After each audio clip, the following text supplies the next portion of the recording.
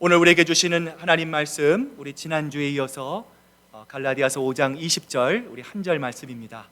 우리 목소리를 맞춰서 우리 함께 한 목소리로 봉독해 올립니다. 우상 숭배와 주술과 원수 맺는 것과 분쟁과 시기와 분냄과 당짓는 것과 분열함과 이단과. 아멘. 하나님의 말씀입니다. 자, 우리 한번 옆에 분 또 우리 뒤에 분들 보시면서 예배 잘 오셨습니다. 하나님의 축복이 함께 하시기를 바랍니다. 서로 사랑합니다. 고백하시기를 바랍니다. 설교를 준비하면서 우리 몇 주간 육체의 일을 살펴보고 있지 않습니까? 여러분, 이것이 우리 인간의 실존입니다. 다른 사람의 이야기가 아니라 바로 우리들의 이야기입니다. 우리가 성령에 충만하지 않으면, 하나님의 은혜 가운데 우리가 살아가지 않으면 우리도 얼마든지 이러한 육체의 일 가운데 살아가고 있음을 성경이 우리에게 말씀하고 있는 것이죠. 자, 지금까지 바울이 말하고 있는 육체의 일, 자, 이 육체의 일은 언제 나타나게 됩니까? 우리의 본성이 타락해 있습니다. 우리가 주님의 은혜로 그리스도인이 된 것뿐이지요. 사실 우리의 마음속에는 아직도 연약함이 있습니다. 숨길 수 없는 부족함이 있습니다. 타락한 본성의 DNA가 문득 밖으로 나올 때가 있죠. 자, 이럴 때 이런 것들이 어떻게 보이는가? 자, 우리 몇 주간에 걸쳐서 살펴보고 있습니다. 자, 여러분 기억하십니까? 첫 번째 육체의 일이 무엇이었습니까? 성적인 타락이죠. 두 번째 육체의 일이 무엇입니까? 지난주 살펴본 것처럼 우상 숭배, 주술과 같은 종교적인 타락입니다. 자, 그리고 세 번째가 오늘 본문의 말씀입니다. 일종의 사회적인 타락, 인간 관계의 부조화, 인간 관계의 타락이라고 할 수 있습니다. 하나님과 나와의 관계가 견고하면, 우리가 하나님과 늘 대화하고 하나님이 원하시는 그 길을 간다면 우리는 반드시 이웃과의 관계에서도 올바른 형통의 길을 갈 수 있습니다. 그런데 만약에 하나님과의 관계가 뒤틀려 있으면 반드시 이웃과의 관계도 왜곡되기 마련입니다. 그래서 바울은 타락한 본성이 인간관계를 통해서 만들어내는 여러 가지 좋지 않은 현상들을 우리들에게 열거해주고 있는 거예요. 자, 오늘 맨 먼저 나타나고 있는 것이 무엇입니까? 원수 맺는 것, 분쟁, 그리고 분냄입니다. 다른 사람과 다투고 불화하고 다른 사람을 미워하는 것입니다. 자, 이렇게 말씀드리면 여러분 가운데 이렇게 질문하고 싶은 분들이 계실지 모르겠어요. 목사님, 그러면 모든 미움은 다 잘못된 건가요? 여러분 어떻게 생각하십니까? 모든 미움이 다 잘못된 것일까요? 꼭 그럴 것 같지는 않습니다. 성경에 보면 예수님이 바리새인들을 향해 뭐라고 말씀하십니까? 독사의 자식들아, 말씀하시지 않으셨습니까? 또 성경에 보면 성전을 더럽히고 하나님만을 예배하는 그 성전에서 장사하는 그 장사치들을 향해서 그 상들을 엎으실 정도로 예수님은 분노를 숨기지 않으셨어요. 그러니까 그저 미워하는 감정 자체가 잘못된 것은 아닙니다. 예수님의 경우처럼 일종의 정당한 분노도 있을 수 있고요, 거룩한 분노도 있을 수가 있어요. 그런데 솔직하게 한번 생각해 보십시오. 여러분의 삶 속에서 다반사로 갖게 되는 미움은 어떤 종류인가요? 우리 주변에 가까운 사람에게 습관처럼 내는 분노를 여러분 한번 생각해 보십시오. 솔직히 예수님이 보이신 정당한 미움이나 거룩한 의분과는 약간 거리가 있어 보이지 않습니까? 오히려 상대방에 대한 도끼 어린 마음, 우리의 타락한 본성에서 나오는 마음, 미움, 우리의 어둡고 오염되어 있는 분노, 이런 것들이죠. 그래서 정당한 이유가 없이 미워합니다. 요즘은 너나 할 것 없이 인터넷을 많이 사용합니다. 어떤 사람이 이야기를 하면 거기에 달려있는 댓글들이 많이 나와 있어요. 여러분 가운데 혹시 그 댓글들을 보시는 분이 계십니까? 그 댓글들을 쭉 읽다 보면 그 댓글의 내용 중에 긍정적인 이야기, 칭찬하는 이야기가 많습니까? 아니면 부정적인 이야기가 여러분 많습니까? 부정적인 이야기가 훨씬 더 많아요. 어떤 악플들은요, 차마 읽기도 보기도 민망할 정도입니다. 그 모습을 가끔 보면서 어떻게 이렇게 심한 소리를 할 수 있을까? 이래서 이런 걸 견디지 못한 사람들을 죽음으로 몰고 가지 않는가, 이런 생각을 할 때가 있습니다. 이처럼 원수 맺는 일이란 무엇입니까? 사람과 사람 사이에서 해결되지 못한 갈등이 그 마음의 적의로 바뀌는 것이 바로 원수 맺는 일이에요. 우리가 사람을 만나다 보면 좋은 관계도 있습니다. 그러나 때로는 그 관계가 어그러질 수밖에 없는 상황도 반드시 생깁니다. 자, 그런데 이런 어그러진 상황들을 내 마음속에서 그 갈등들을 해결하려고 하지 않고요, 자, 그 갈등들을 내 마음속에 담아 놓으면 이 갈등이 어떻게 됩니까? 적의로 바뀌게 돼요.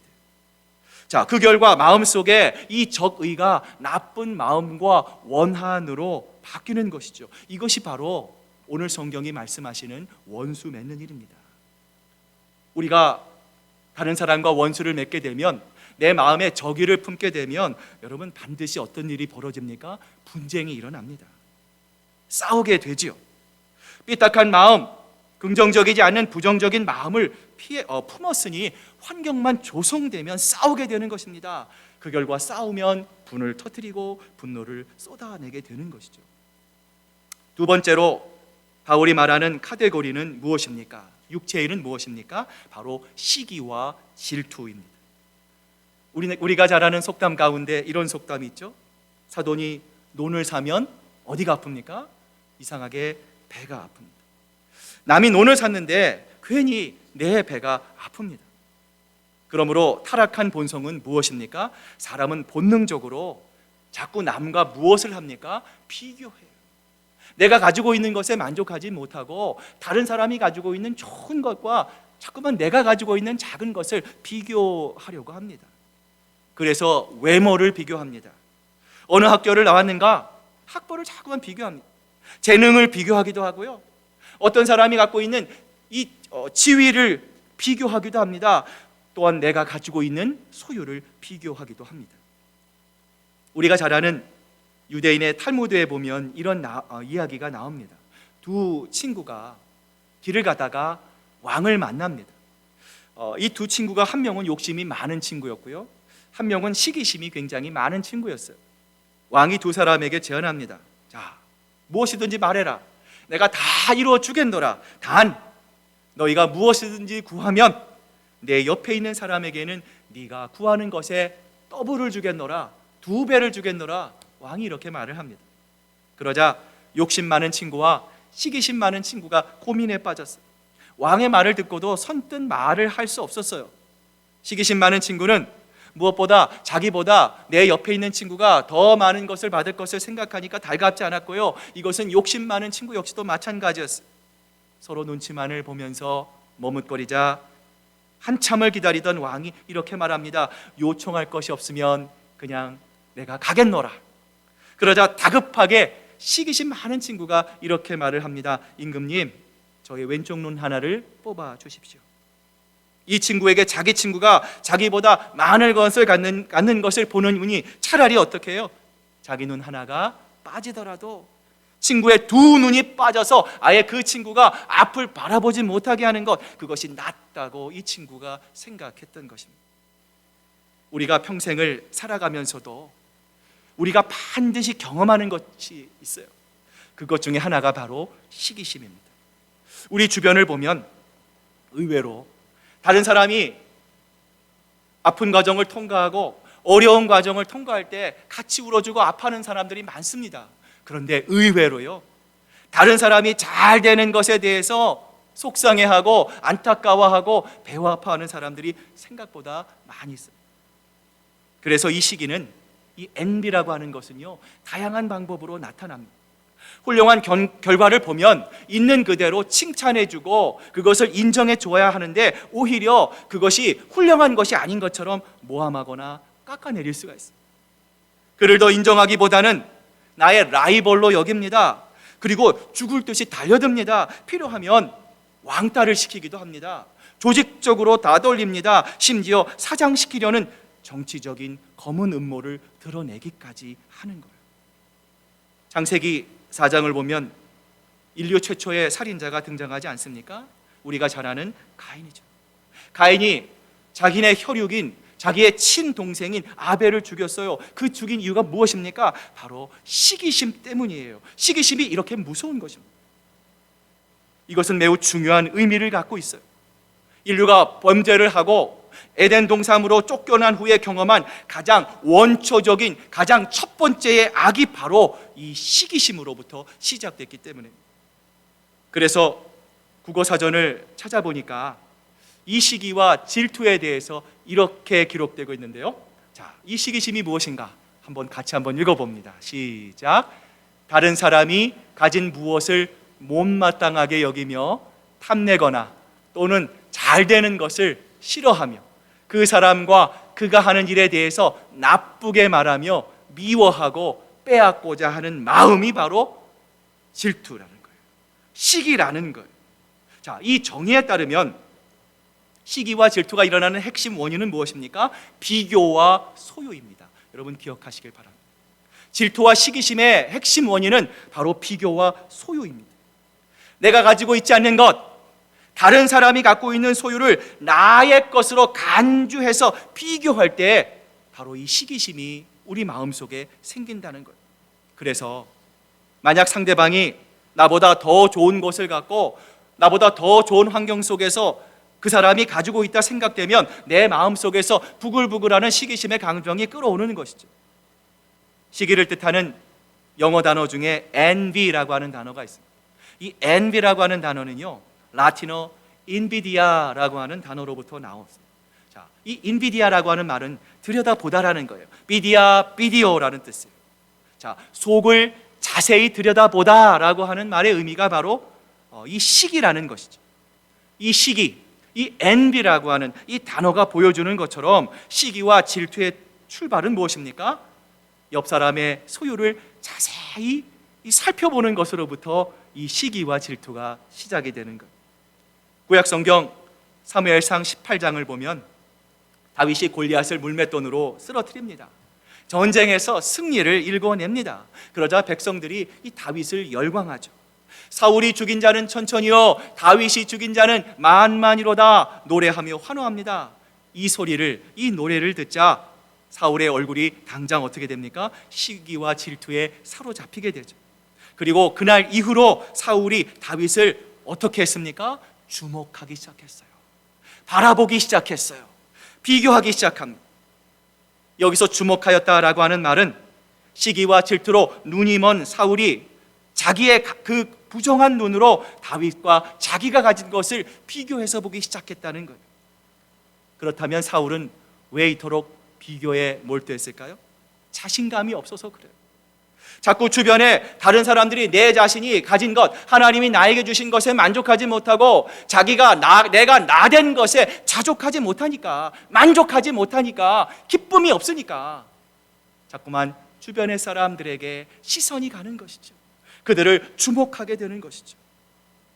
사랑하는 여러분, 여러분의 시선은 어디에 가 있습니까? 이 세상에 나보다 못한 사람을 비교하는 사람은 없습니다. 항상 나보다 더 잘난 사람, 나보다 더 앞서가 있는 사람과 항상 비교합니다.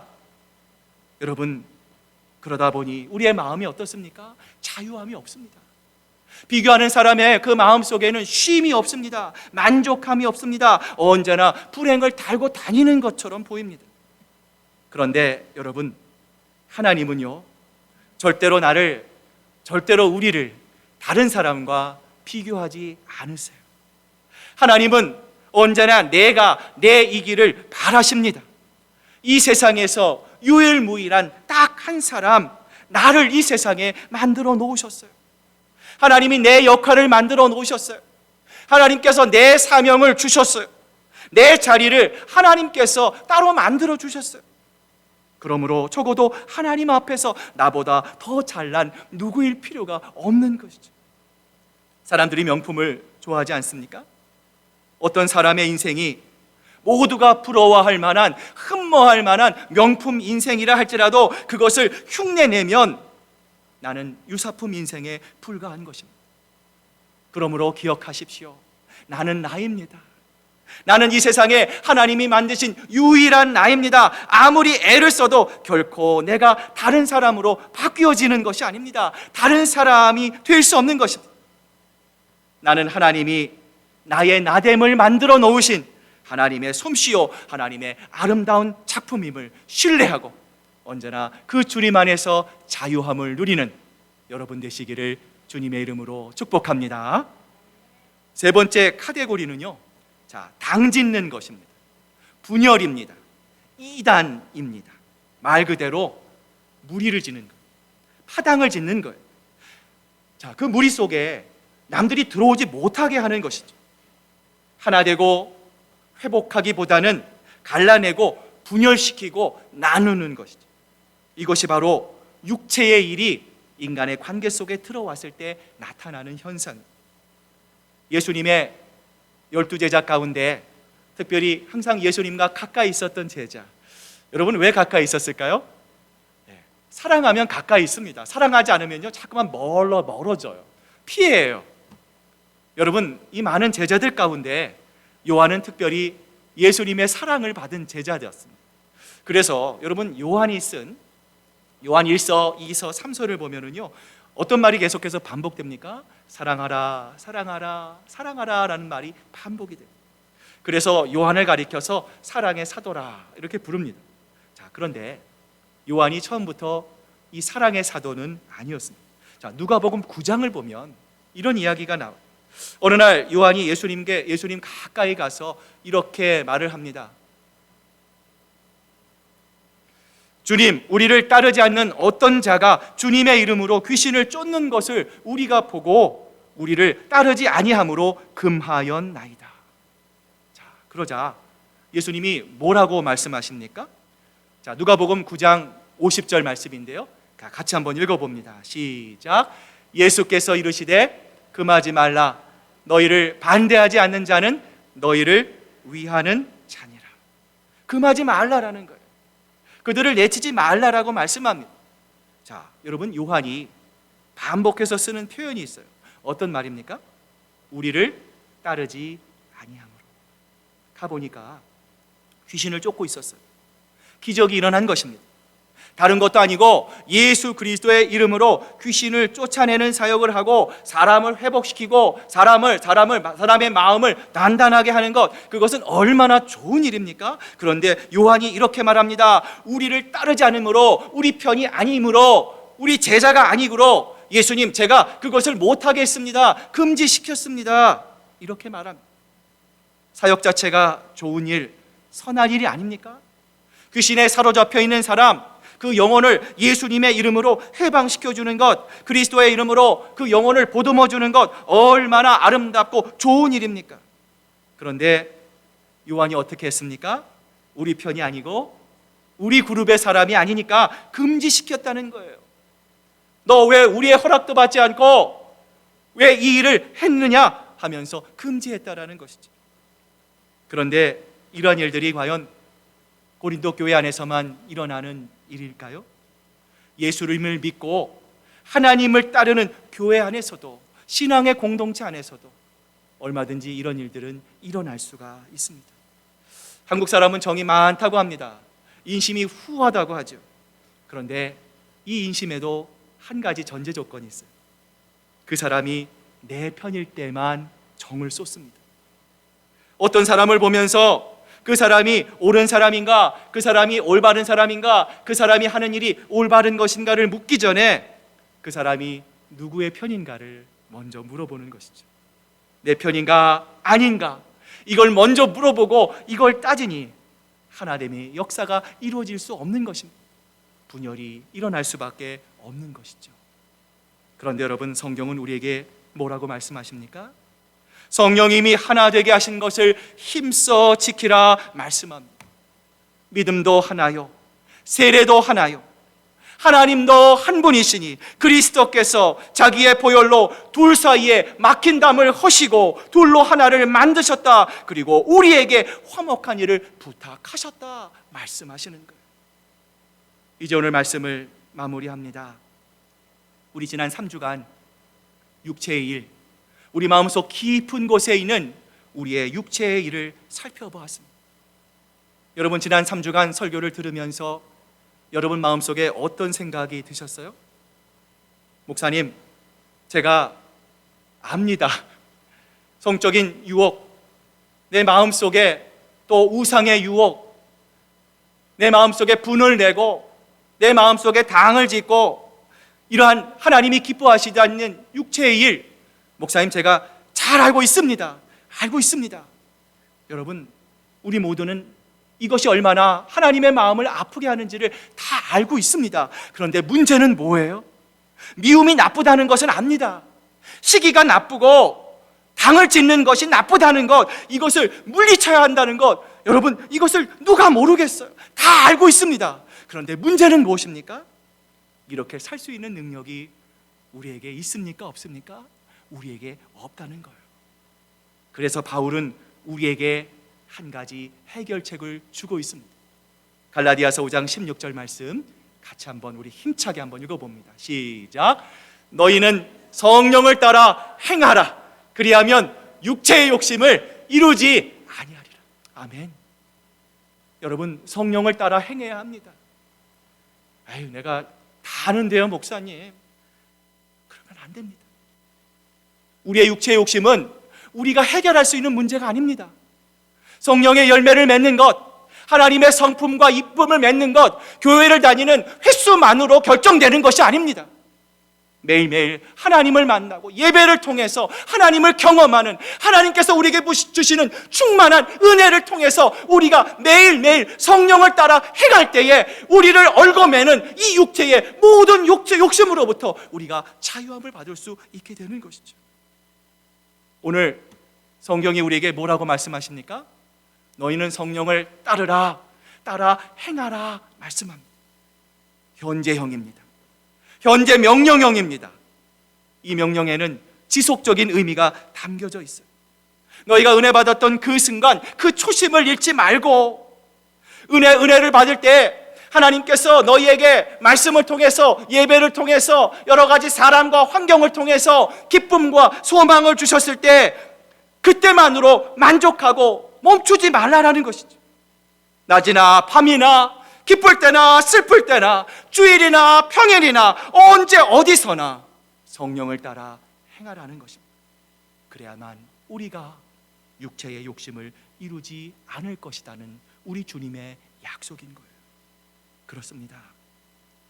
우리 자신의 자질을 여러분 믿지 마십시오. 여러분의 능력을 의지하지 마십시오. 여러분, 우리의 힘으로는 할 수 있는 것이 아무것도 없습니다. 우리는 다 연약한 사람입니다. 그러나 성령으로 따라 살 때 하나님께서는 내 자신의 욕망을 깨뜨리시고 우리가 할 수 없는 사랑으로 종노릇하는 복된 자유로 하나님은 우리를 초대하실 것입니다. 우리가 하나님의 의의 병기로, 하나님의 은혜의 통로와 도구로 부름받고 하나님께 아름답게 쓰임받을 수 있도록 하나님께서 우리를 인도하여 주실 것입니다. 이것이 거룩한 성결로 부르시는, 지금 여러분의 마음의 문을 두드리고 계시는 우리 예수님과 성령님의 음성이고 우리를 향한 기대인 줄로 믿습니다.